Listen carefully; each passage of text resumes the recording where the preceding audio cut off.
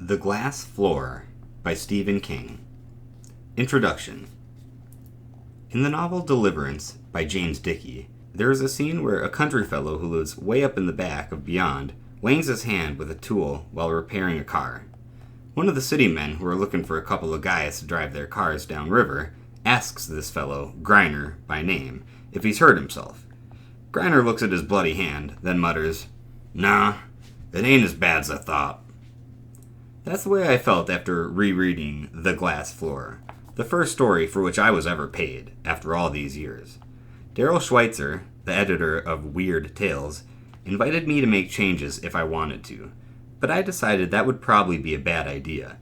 Except for 2 or 3 word changes and the addition of a paragraph break, which was probably a typographical error in the first place, I've left the tale just as it was. If I really did start making changes, the result would be an entirely new story. The Glass Floor was written, to the best of my recollection, in the summer of 1967, when I was about 2 months shy of my 20th birthday. I had been trying for about 2 years to sell a story to Robert A.W. Lowndes, who edited 2 horror fantasy magazines for Heath Knowledge, the Magazine of Horror and the Startling Mystery Stories, as well as a vastly more popular digest called Sexology. He had rejected several submissions kindly. One of them, marginally better than The Glass Floor, was finally published in the Magazine of Fantasy and Science Fiction under the title Night of the Tiger. Then accepted this one when I finally got around to submitting it.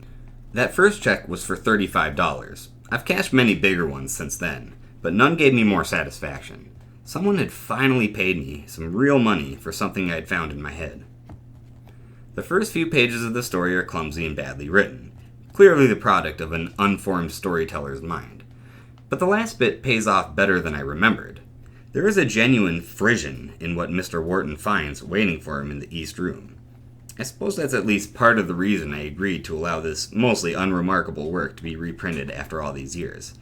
And there is at least a token effort to create characters which are more than paper doll cutouts. Wharton and Reynard are antagonists, but neither is the good guy or the bad guy. The real villain is behind that plastered-over door. And I also see the odd echo of The Glass Floor in a very recent work called The Library Policeman. That work, a short novel, will be published as part of a collection of short novels called 4 Past Midnight this fall, and if you read it, I think you'll see what I mean. It was fascinating to see the same image coming around again after all this time. Mostly, I'm allowing the story to be republished to send a message to young writers who are out there right now trying to be published, and collecting rejection slips from such magazines as F&SF, Midnight Graffiti, and of course, Weird Tales, which is the granddaddy of them all. The message is simple. You can learn, you can get better, and you can get published. If that little spark is there, someone will probably see it sooner or later, gleaming faintly in the dark. And if you tend the spark nestled in the kindling, it really can grow into a large, blazing fire. It happened to me, and it started here. I remember getting the idea for the story, and it just came as the ideas come now, casually, with no flourish of trumpets. I was walking down a dirt road to see a friend, and for no reason at all, I began to wonder what it would be like to stand in a room whose floor was a mirror. The image was so intriguing that writing the story became a necessity. It wasn't written for money, it was written so that I could see better. Of course, I did not see it as well as I had hoped. There is still that shortfall between what I hope I will accomplish and what I actually manage. Still, I came away from it with 2 valuable things. A salable story, after 5 years of rejection slips, and a bit of experience. So here it is, and as that fellow Griner says in Dickey's novel, it ain't really as bad as I thought. Stephen King. Wharton moved slowly up the wide steps, hat in hand, craning his neck to get a better look at the Victorian monstrosity that his sister had died in. It wasn't a house at all, he reflected, but a mausoleum. A huge, sprawling mausoleum. It seemed to grow out of the top of the hill like an outsized, perverted toadstool, all gambrels and gables and jutting, blank-windowed cupolas. A brass-weathered vane surmounted the 80-degree slant of the shake-shingled roof, the tarnished effigy of a leering little boy with one hand shading eyes Wharton was just as glad he could not see. Then he was on the porch, and the house as a whole was cut off from him. He twisted the old-fashioned bell and listened to it echo hollowly through the dim recesses within. There was a rose-tinted fanlight over the door, and Wharton could barely make out the date, 1770, chiseled into the glass. Tomb is right, he thought. The door suddenly swung open. Yes, sir? The housekeeper stared out at him. She was old, hideously old. Her face hung like limp dough on her skull, and the hand on the door above the chain was grotesquely twisted by arthritis. I've come to see Anthony Reynard, Wharton said. He fancied he could even smell the sweetish odor of decay emanating from the rumpled silk of the shapeless black dress she wore. Mr. Reynard isn't seeing anyone. He's mourning. He'll see me, Wharton said. I'm Charles Wharton, Janine's brother. Oh, her eyes widened a little, and the loose bow of her mouth worked around the empty ridges of her gums. Just a minute. She disappeared, leaving the door ajar. Wharton stared into the dim mahogany shadows, making out high-backed easy chairs, horsehair-upholstered divans, tall narrow-shelved bookcases, curlicued, floridly carven wainscoting. Janine, he thought. Janine. How could you live here? How the hell could you stand it? A tall figure materialized suddenly out of the gloom, slope-shouldered, head thrust forward, eyes deeply sunken and downcast. Anthony Reynard reached out and unhooked the door chain. Come in, Mr. Wharton, he said heavily. Wharton stepped into the vague dimness of the house, looking up curiously at the man who had married his sister. There were rings beneath the hollows of his eyes, blue and bruised-looking. The suit he wore was wrinkled and limp on him, as if he had lost a great deal of weight. He looked tired, Wharton thought. Tired and old. My sister has already been buried? Wharton asked. Yes. He shut the door slowly, imprisoning Wharton in the decaying gloom of the house. My deepest sorrow, Mr. Wharton. I loved your sister dearly. He made a vague gesture. I'm sorry. He seemed about to add more, then shut his mouth with an abrupt snap. When he spoke again, it was obvious he had bypassed whatever had been on his lips. Would you care to sit down? I'm sure you have questions. I do. Somehow it came out more curtly than he had intended. Reynard sighed and nodded slowly. He led the way deeper into the living room and gestured at a chair. Wharton sank deeply into it, and it seemed to gobble him up rather than give beneath him. Reynard sat next to the fireplace and dug for cigarettes. He offered them wordlessly to Wharton, and he shook his head. He waited until Reynard lit his cigarette, and then asked, Just how did she die? Your letter didn't say much. Reynard blew out the match and threw it into the fireplace. It landed on one of the ebony iron fire dogs, a carven gargoyle that stared at Wharton with toad's eyes. She fell, he said. She was dusting one of the upper rooms, up along the eaves. We were planning to paint, and she said it would have to be well dusted before we could begin. She had the ladder. It slipped. Her neck was broken. There was a clicking sound in his throat as he swallowed. She died instantly? Yes. He lowered his head and placed a hand against his brow. I was heartbroken. The gargoyle leered at him, squat torso and flattened, sooty head. Its mouth was twisted upward in a weird, gleeful grin, and its eyes seemed turned inward at some private joke. Wharton looked away from it with an effort. I want to see where it happened. Reynard stubbed out his cigarette, half-smoked. You can't. I'm afraid I must, Wharton said coldly. After all, she was my... It's not that, Reynard said. The room has been partitioned off. That should have been done a long time ago. If it's just a matter of prizing a few boards off a door, you don't understand. The room has been plastered off completely. There's nothing but a wall there. Wharton felt his gaze being pulled inexorably back to the fire dog. Damn the thing.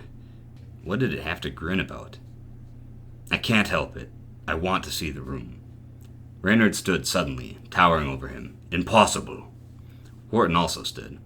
I'm beginning to wonder if you don't have something to hide in there, he said quietly. Just what are you implying? Wharton shook his head a little dazedly. What was he implying? That perhaps Anthony Reynard had murdered his sister in this Revolutionary War vintage crypt? That there might be something more sinister here than shadowy corners and hideous iron fire dogs? I don't know what I'm implying, he said slowly, except that Janine was shoveled under in a hell of a hurry. and that you're acting damn strange now." For a moment, the anger blazed brighter, and then it died away, leaving only hopelessness and dumb sorrow. "Leave me alone," he mumbled. "Please leave me alone, Mr. Wharton." "I can't. I've got to know." The aged housekeeper appeared, her face thrusting from the shadowy cavern of the hall. "Supper's ready, Mr. Reynard." "Thank you, Louise, but I'm not hungry. Perhaps Mr. Wharton?" Wharton shook his head. "Very well, then. Perhaps we'll have a bite later." "As you say, sir." She turned to go. "Louise." "Yes, sir." "Come here a moment." Louise shuffled slowly back into the room, her loose tongue slopping wetly over her lips for a moment, and then disappearing. "Sir?" "Mr. Wharton seems to have questions about his sister's death. Would you tell him all you know about it?" "Yes, sir." Her eyes glittered with alacrity. "She was dustin', she was.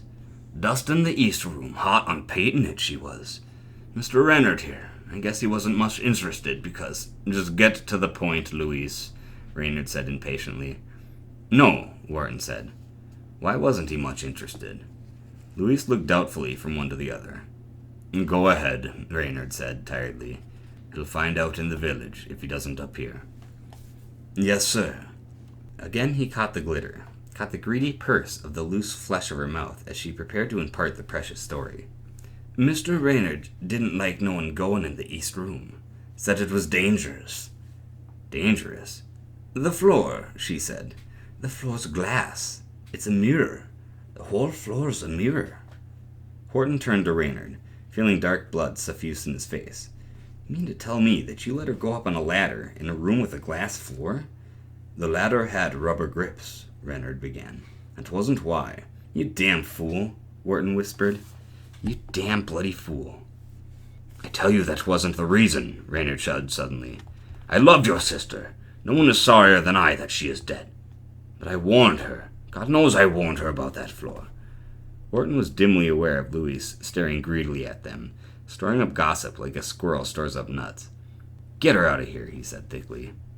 "Yes," Reynard said. "Go see to supper." "Yes, sir." Louise moved reluctantly towards the hall, and the shadow swallowed her. "Now," Wharton said quietly, "it seems to me that you have some explaining to do, Reynard. This whole thing sounds funny to me. Wasn't there even an inquest?" "No," Reynard said. He slumped back into his chair suddenly, and he looked blindly out into the darkness of the vaulted overhead ceiling. "They know around here about the East Room." "And just what is there to know?" Wharton asked tightly. "The East Room is bad luck," Reynard said. "Some people might even say it's cursed." "Now listen," Wharton said, his ill temper and unlaid grief building up like steam in a tea kettle. "I'm not going to be put off, Reynard. Every word that comes out of your mouth makes me more determined to see that room. Are you going to agree to do it, or do I have to go down to that village and—" "Please!" Something in the quiet hopelessness of the word made Wharton look up. Reynard looked directly into his eyes for the first time, and they were haunted, haggard eyes. "Please, Mr. Wharton, take my word that your sister died naturally, and go away. I don't want to see you die." His voice rose to a wail. "I didn't want to see anybody die." Wharton felt a quiet chill steal over him. His gaze skipped from the grinning fireplace gargoyle to the dusty, empty-eyed bust of Cicero in the corner to the strange wainscoting carvings, and a voice came from within him. "Go away from here." 1,000 living yet insentient eyes seemed to stare at him from the darkness, and again the voice spoke. "Go away from here." Only this time it was Reynard. "Go away from here," he repeated. "Your sister's beyond caring, and beyond revenge. I give you my word." "Damn your word," Wharton said harshly. "I'm going down to the sheriff, Reynard. And if the sheriff won't help me, I'll go to the county commissioner. And if the county commissioner won't help me, very well." The words were like the faraway tolling of a churchyard bell. "Come." Reynard led the way into the hall, down past the kitchen, the empty dining room with the chandelier, catching and reflecting the last light of day, past the pantry, toward the blind plaster of the corridor's end. This is it, he thought, and suddenly there was a strange crawling in the pit of his stomach. He began involuntarily. "What?" Reynard asked, hope glittering in his eyes. "Nothing." They stopped at the end of the hall, stopped in the twilight gloom. There seemed to be no electric light. On the floor, Wharton could see the still damp plasterer's trowel Reynard had used to wall up the doorway, and the straggling remnant of Poe's black cat clanged through his mind. I had walled the monster up within the tomb. Reynard handed the trowel to him blindly. Do whatever you have to do, Wharton. I won't be party to it. I wash my hands of it. Wharton watched him move off down the hall with misgivings, his hand opening and closing on the handle of the trowel. The faces of the little boy Weathervane, the fire dog Gargoyle, the wizened housemaid, all seemed to mix and mingle before him, all grinning at something he could not understand. Go away from here. With a sudden bitter curse, he attacked the wall, hacking into the soft new plaster until the trowel scraped across the door of the east room. He dug away plaster until he could reach the doorknob. He twisted, then yanked on it until the veins stood out in his temples. The plaster cracked, schismed, and finally split. The door swung ponderously open, shedding plaster like a dead skin. Wharton stared into the shimmering quicksilver pool. It seemed to glow with a light of its own in the darkness, ethereal and fairy-like. Wharton stepped in, half expecting to sink into warm, pliant fluid. But the floor was solid. His own reflection hung suspended below him, attached only by the feet, seeming to stand on its head in thin air. It made him dizzy just to look at it. Slowly his gaze shifted around the room. The ladder was still there, stretching up into the glimmering depths of the mirror. The room was high, he saw, high enough for a free fall to... He winced. To kill. It was ringed with empty bookcases, all seeming to lean over him on the very threshold of imbalance. They added to the room's strange, distorting effect. He went over to the ladder and stared down at his feet. They were rubber-shod, as Reynard had said, and it seemed solid enough. But if the ladder had not slid, how had Janine fallen? Somehow he found himself staring through the floor again. No, he corrected himself, not through the floor. At the mirror. Into the mirror. He wasn't standing on the floor at all, he fancied. He was poised in thin air, halfway between the identical ceiling and floor, held up only by the stupid idea that he was on the floor. That was silly, as anyone could see, for there was the floor, way down there. Snap out of it, he yelled at himself suddenly. He was on the floor, and that was nothing but a harmless reflection of the ceiling. It would only be the floor if I was standing on my head, and I'm not. The other me is the one standing on his head. He began to feel vertigo, and a sudden lump of nausea rose in his throat. He tried looking away from the glittering quicksilver depths of the mirror, but he couldn't. The door. Where was the door? He suddenly wanted out very badly. Wharton turned around clumsily, but there were only crazily tilted bookcases and the jutting ladder and the horrible chasm beneath his feet. "Reynard!" he screamed. "I'm falling!" Reynard came running, the sickness already a gray lesion in his heart. It was done. It had happened again. He stopped at the door's threshold, staring in at the Siamese twins staring at each other in the middle of the two-roofed, no-floored room. "Louise," he croaked around the dry ball of sickness in his throat. "Bring the pole." Louise came shuffling out of the darkness and handed the hook-ended pole to Reynard. He slid it out across the shining quicksilver pond and caught the body sprawled on the glass. He dragged it slowly toward the door, and when he could reach it, he pulled it out. He stared down into the contorted face and gently shut the staring eyes. "I want the plaster," he said quietly. "Yes, sir." She turned to go, and Reynard started somberly into the room. Not for the first time, he wondered if there really was a mirror there at all. In the room, a small pool of blood showed on the floor and ceiling, seeming to meet in the center, blood which hung there quietly, and one could wait forever for it to drip. This has been The Glass Floor by Stephen King.